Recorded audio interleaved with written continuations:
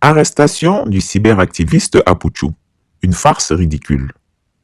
Il est grotesque de constater qu'en Côte d'Ivoire, un pays gangréné par des scandales financiers et des détournements de fonds, qui se chiffrent en milliards de francs CFA, les autorités trouvent soudain une énergie surprenante pour réprimer les écarts de conduite d'un simple cyberactiviste. Le 14 novembre 2024, Agbré Stéphane, alias Apuchu National, a été déféré au parquet pour blanchiment de capitaux, fraude et autres infractions supposées. Son activisme en ligne aurait-il fini par déranger un pouvoir habitué à l'impunité? Il semble en tout cas plus facile de s'attaquer à un citoyen exubérant qu'à ses propres alliés corrompus. Sous le régime d'Alassane Ouattara, combien de directeurs généraux, de ministres ou autres, tous issus des rangs du RHDP, se sont enrichis en pillant les ressources de l'État sans jamais être inquiétés. Ces hauts responsables, protégés par leurs accointances politiques, continuent de dilapider les fonds publics en toute impunité.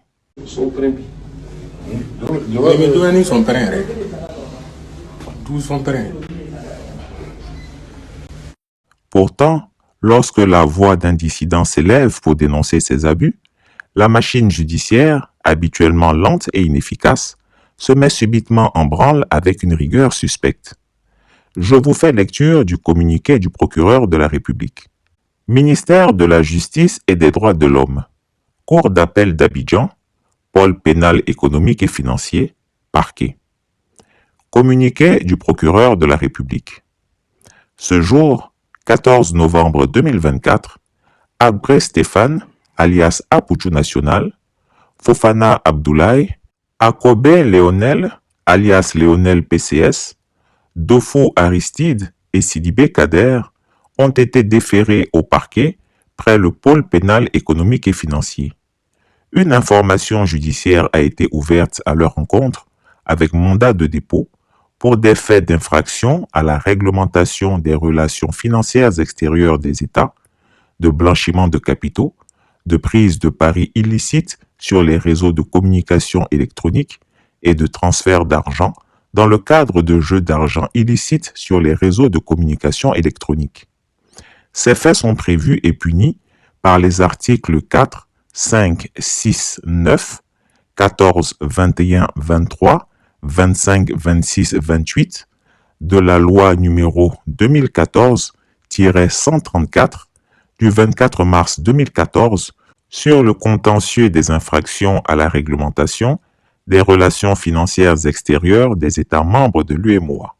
Les articles 7, 9, 184, 187, 196, 199, 202 de l'ordonnance numéro 2023-875 du 23 novembre 2023 relative à la lutte contre le blanchiment de capitaux et le financement du terrorisme. 37, 38, 39, 40 et 70 de la loi numéro 2013-451 du 19 juin 2013 relative à la lutte contre la cybercriminalité. L'instruction du gouverneur de la BCEAO numéro 233-07-2024 fixant le seuil pour le paiement d'une dette en espèces ou par instrument négociable au porteur. Cette information judiciaire ouverte permettra de déterminer l'origine des fonds exhibés et d'établir le caractère licite ou non des activités des mises en cause.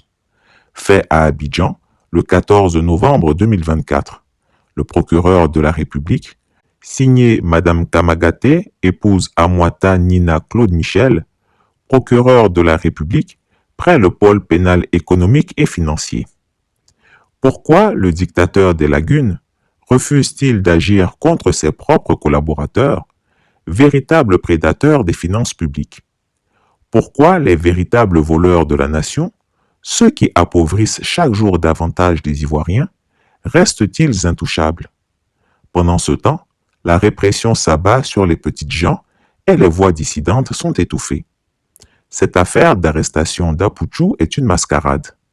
Non seulement les plus grands voleurs de ce pays sont bien connus, mais ce sont eux qui ont conduit la Côte d'Ivoire sur la liste grise du GAFI, le groupe d'action financière, épinglé pour blanchiment de capitaux et financement du terrorisme. Arrêter un jeune cyberactiviste ne changera rien à l'image désastreuse des membres du clan au pouvoir, ternie par leurs méfaits répétés. Comme l'a si justement chanté l'artiste Tikenja, on s'en va libérer les petits voleurs de la Maca et les faire remplacer par les grands voleurs qui sont dehors. Cette réalité est aujourd'hui criante en Côte d'Ivoire.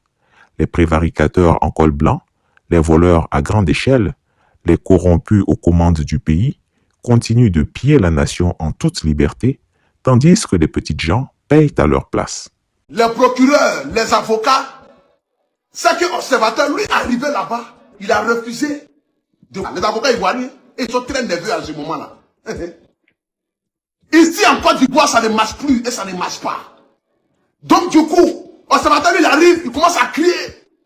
C'est quoi? Libérez-moi. Vous voyez en quoi? Vous pensez quoi? Je suis observateur, je suis français. J'ai mon avocat qui quitte en France, il arrive tout de suite. Il va venir. Ça, là, ça n'existe pas. Depuis qu'un peu il a commencé à crier, taper. Ils ont appelé un petit Djoula, Madou. Je dis, mon frère, bien dressé lui là. Ils l'ont soulevé, ils l'ont mis dans le camion. Mélotté. J'étais directement à la Maca. Et on lui a donné rendez-vous le mardi prochain. Dès qu'il sort de la prison, c'est sûr. Premier avion, ça va voir là. Même si le bien coûte 27 000 €, il va prendre. Premier avion qui observateur va voir. Dès qu'il sort de la prison là. Premier avion. C'est Air France, c'est Royal Maroc, c'est Royal Libéria, c'est Royal Vietnam. Premier avion. On vit à plus place, tu dis, je paye 20 places. Je m'en vais directement. Il va le dire à Dama. La Côte d'Ivoire va te dégoûter, mon frère. Et puis, dès 007, lorsqu'il était en France, parce que d'abord, ce que vous devez savoir, c'est moi qui ai établi d'abord le contact. Voilà, j'ai établi le contact entre Peter 007 et puis la télévision ivoirienne, qui est Live TV. Donc, quand j'ai établi le contact, ils ont appelé Peter 07 pour lui dire, ah, on aimerait t'interviewer ici à Abidjan, mon cher, et tout. Comment est-ce que tu vois, mon cher? Comment c'est passé là-bas? Les accords sont passés là-bas, ça, je n'en sais rien. Mais ce qui était sûr, c'est que j'ai vu une photo de Peter d'avion partant pour Abidjan. Il dit, ah, si un homme politique ayant tenu des propos qui vont en désaccord avec la politique ivoirienne décide de rentrer en Côte d'Ivoire, c'est qu'il sait sur quoi il est assis. Parce que si tu n'es pas assis sur quelque chose, attends, tu ne peux pas rentrer en Côte d'Ivoire après avoir tenu certains propos. C'est pas possible. Ce n'est pas possible. Donc, s'il est rentré en Côte d'Ivoire, c'est que véritablement, il savait sur quoi il comptait pour qu'il parte en Côte d'Ivoire. Oh, mais laisse-moi de la... C'est au front, je suis venu frère. Regardez la vidéo, il y a beaucoup de fautes, ça c'est sûr. Est-ce que c'est de c'est pas bien défendu, on a parlé de ça. Mais pourquoi tu fuis? Il laisse ça, mon frère. Il laisse ça pour construire ton avenir. Le pays est monté. Et ça, c'est 1 million, tu es sûr. Ah bien, c'est 1 200 000 donné là, il faut compter l'argent. Ah, c'est quoi? Ça, c'est pas 1 million, ça, c'est 500 000. Tu ne veux pas? Tous. Je suis un enfant. Ah, tu aimes l'argent, hein? Non, ça, c'est pas 1 million. C'est 1 200 000 donné là. Tu vas me donner 1 300 000, maintenant tu me donnes 1 200 000. Mais 1 200 000, ça fait quoi? C'est pas 100 000 mais qui ça, c'est pas 1 million, ça, c'est 500 000. Petit, viens. Il faut faire ça 100 000 et voir. Tu dois me hier et te voler. Quand tu es trop malo, il faut côté. Ça ne descend pas à 500 000. Tu demandes 1 million 10, tu demandes 1 million 300, tu donnes 1 million 200. Là, il connaît 500 000. Les gens qui fait son père, qui l'arrête, qui se concentre sur son avenir, esprit de travail doit sortir de ta vie pour que tu puisses te consoler. Père, enlève l'esprit de travaillement dans sa vie, papa. Que tout agent qui fait son père, qui l'arrête, qui se concentre sur son avenir. Donnez-moi mon argent. Donnez mon argent. Ils n'ont qu'à donner mon argent. Non. Ils n'ont qu'à donner mon argent. Chris Yapi ne ment pas. Retrouvez Chris Yapi sur ses 2 chaînes YouTube, sa chaîne Dailymotion, Instagram et VK.